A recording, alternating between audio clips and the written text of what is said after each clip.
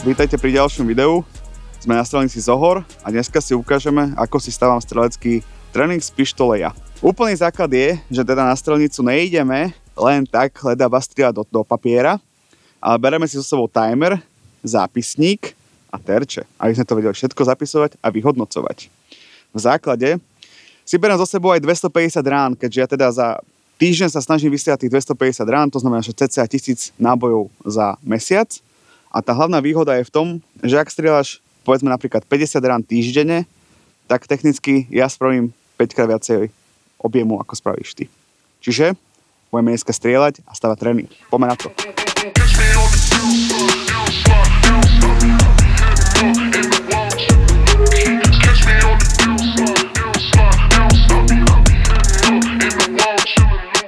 Strieľame na papier, ktorý má vyznačenú zónu. V našom prípade to je IDPA terč.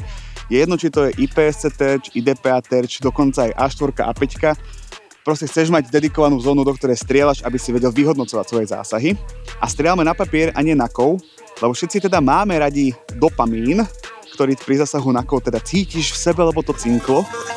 Ale na ten papier predsa len je to o kúsok lepšie, vie sa oveľa lepšie pušovať v tom výkone a tie zásahy nemáš ako keby nevieš okamžite rekognizovať z toho po tom výstrele, čiže musíš pušovať ten performance a tú presnú streľbu. Čo sa týka toho samotného tréningu, máš dve možnosti, ako vlastne začať. Môžeš začať cold start drillom, alebo teda začiatkom, jak si to povedal? Studený štart, to je ono, ďakujem Pali. Čiže môžeš začať studeným štartom, aj sme hovorili aj po slovensky. To znamená, že vybere si nejaký jeden z drillov, ktorý obsahuje aspoň nejakú časť manipulácií, to znamená tasenie, prebitie, pohyb, čokoľvek, závada, je to úplne na vás. A vlastne tento drill začneš strieľať bez toho, aby si bol rozstrieľaný. A tým pádom si vieš povedať, že OK, toto je taká nejaká moja úroveň, na ktorej viem strieľať. To je jedna možnosť. Druhá možnosť je, prídem na strelnicu a nejakým spôsobom sa rozstrieľam. Môže sa napríklad rozstrieľať, že si na ten terč, ktorý už má dedikovanú zónu, ešte fixkou nakreslíš menšiu zónu a to je tá časť, do ktorej sa chceš, nazvime to, že mierenkovo trafiť.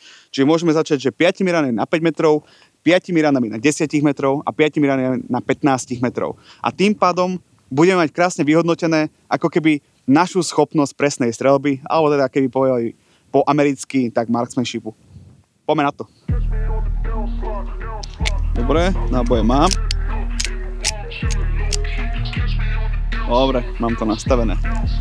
Pôjdeme na 5 metrov. Na slúchatka.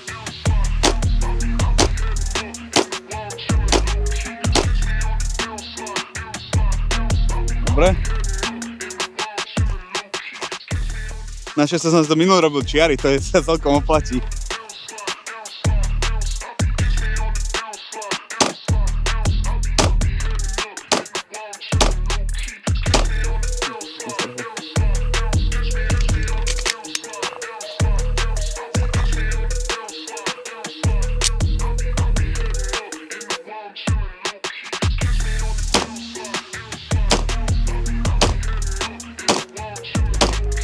Rozstrieľame sa kvôli tomu, aby si znova obnovil ten pocit, aké je to držať zbraň a aké je z nej strieľať. Teraz pôjdeme robiť základný assessment a je to séria proste cvičení, ktoré mne ukážu, že ja neviem, ten deň na hovno mačkám spúšť, tak proste robím na objeme streľby, alebo mi nejdú prenosy, tak robím na prenosoch. Hej, čiže spravíme si nejaké základné štandardy, aby sme videli, kde na tom dneska sme a podľa toho budeme aplikovať ten zvyšný tréning. Čiže v podstate do tohto momentu sme povedzme vystrieľame maximálne 30-40 nábojov, aby sme vedeli, kde sme a podľa toho sa budeme od toho sa vieme odpichnúť, aby sme vlastne vystrieľali ten veľký objem toho tréningu, ktorý budeme robiť. Pôjdeme 3-krát z kompresu do torza, pôjdeme 3-krát tasenie, 3-krát biodrill, jedna je riedna, čo síce není ideálny, ale v tej rýchlosti, ktorú potrebujeme spraviť, tak si spravíme. Jedna je riedna a teda pôjdeme buď to 2-2-2 alebo 1 do 5. To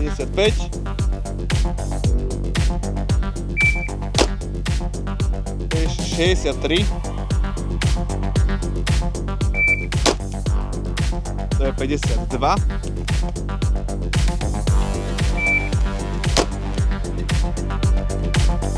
To je jedna rovná.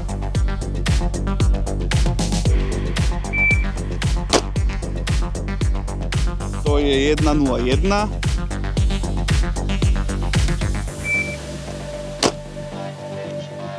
A to je 1,20. Na tom poslednom som troška zasekol, ale všetky sú technicky v štandarde. Aj keď ne v mojom.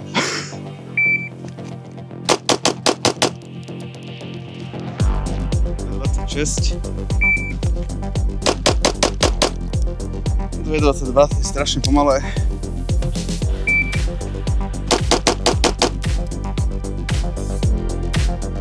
V16. Jedna je riedna, keď chceš robiť, tak si to nastavíš tak, že mám guľu v komore, hej, mám prázdny zásobník, dám ho do zbrane a mám na prebitie plný zásobník. Čiže vytasím, vystrelím, budem mať slide lock, záver vzadu, prebijem, vystrelím a znova ho zo zeme zoberiem prázdny a dám ho do zbrane.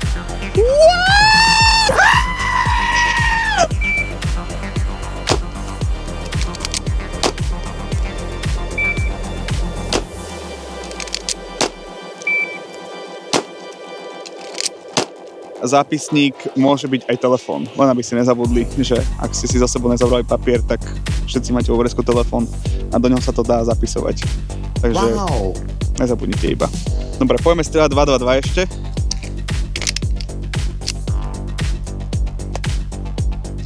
Pozor!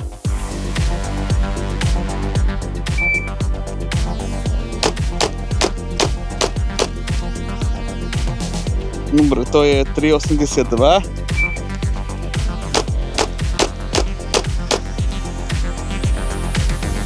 To je 3,46.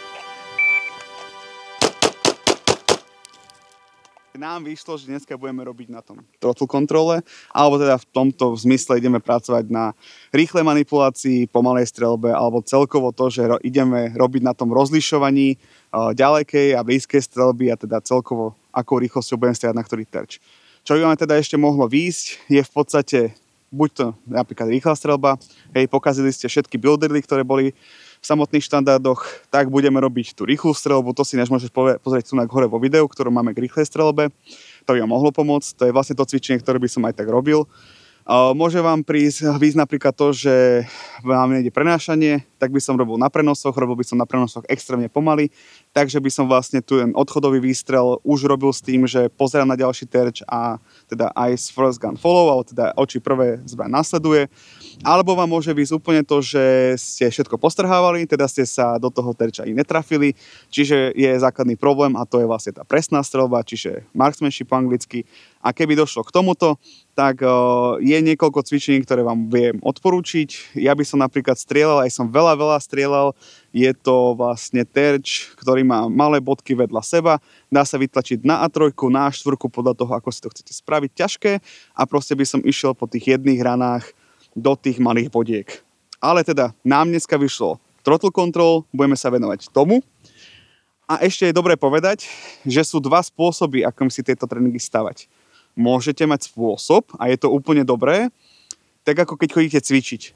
Tak keď chodíte cvičiť, tak máte proste napísaný ten tréningový plán. Proste viete, že keď prídem v stredu do fitka, tak budem robiť nohy, keď prídem v piatok, budem robiť deadlifty, čokoľvek, hej. Tak takisto vieš robiť tréning.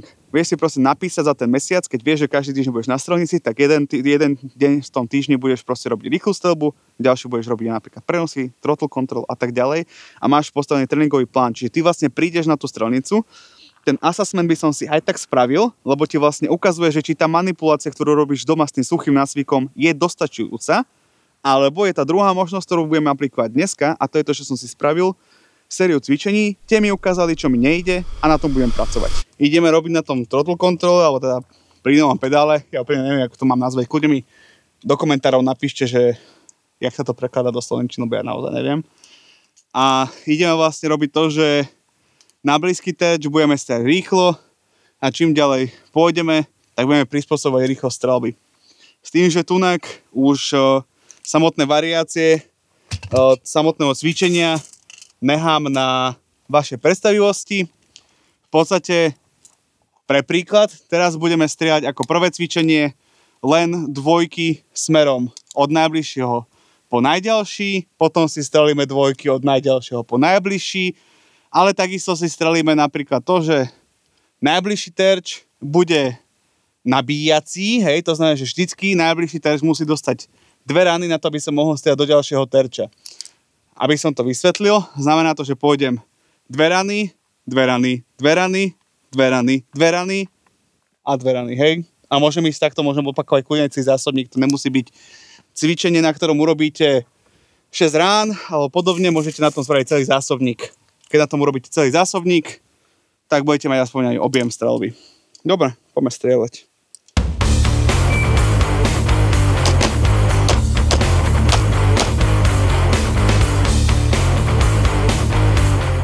No nie je také zlé. Poďme ešte aj naspäť, lebo plus minus vidím zásahy.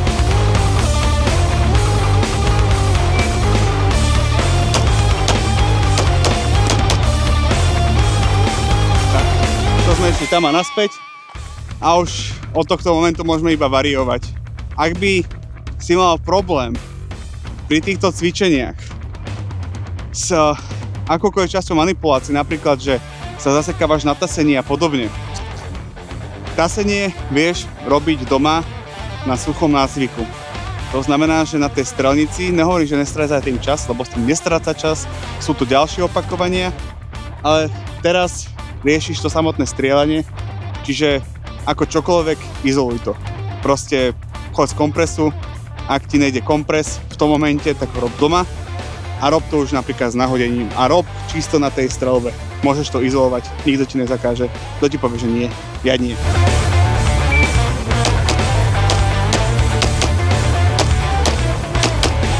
Treba robiť variácie, tu máte nekonečné možnosti.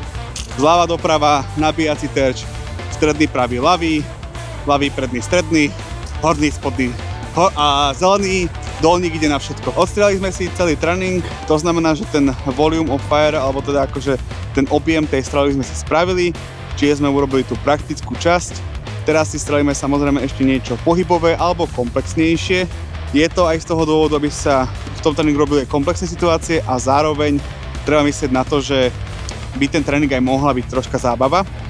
Čiže teraz budeme robiť vlastne z 25 metrov, bežíme k 5 metrom a úloha strelca bude do každého terču vystreliť 4 rany, s tým, že musia byť vystrelené skôr, ako prídem na 5 metrov a mali by byť vystrelené za pohybu.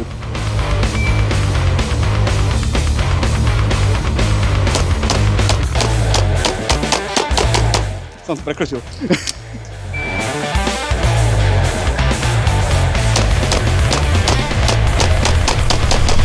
Ak si sa dostal až sem, tak ti ďakujem za pozretie. Dúfam, že ti toto video niečo dalo, alebo minimálne pomohlo, alebo ukázalo, ktorým smerom ísť. A nezabúdajte, treba trénovať a my môžeme vždycky tlačiť tú praktickú streľbu, lebo tá je dôležitá. Vidíme sa pri ďalšom videu. Čau. Čiže tam budeme strieľať. S čím? S tebou. A strieľame sa navzájom. Opri sa o mňa. Bude ti dobre. Tak budeme strieľať skrátené štandardy. Rozdelením. Jaj, do pičiek som si zajebal tú kokotinu do nohy. Máš tenisky. Prepáč, môžem mať aj šlapky.